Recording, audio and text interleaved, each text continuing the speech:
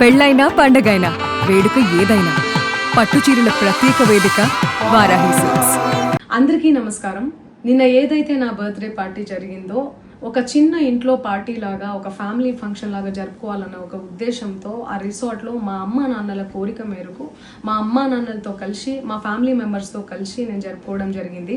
అక్కడ మా అమ్మా నాన్న ఫ్రెండ్స్, మా ఫ్యామిలీ ఫ్రెండ్స్, మా టీమ్ మెంబర్స్ మాత్రమే ఉండడం జరిగింది. అండ్ అట్లనే లిక్కర్ ఉండడం జరిగింది, సౌండ్ సిస్టమ్ ఉండడం జరిగింది.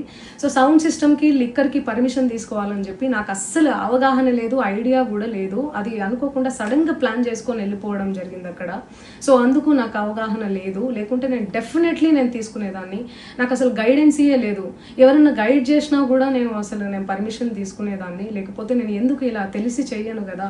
సో ఇదంతా ఇలా తెలిసి అయితే నేను తప్పు చేయలేదు, తెలియకుండా ఇది జరిగిపోయింది.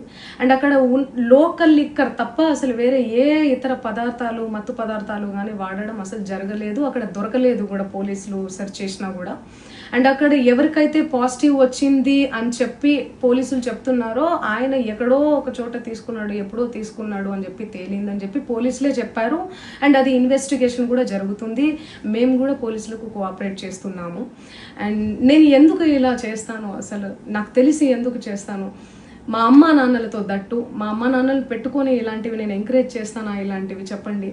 అండ్ ఒక రోల్ మోడల్గా, ఒక ఇన్స్పిరేషనల్గా ఉండాలని అనుకుంటాను, కానీ నేను ఇలా ఎందుకు నేను చేస్తాను. సో ప్లీజ్ దయచేసి మీడియా మిత్రులకు నా విన్నపం ఏంటంటే, ఆధారాలు లేని అభియోగాలు నా మీద అస్సలు మోపద్దు ప్లీజ్.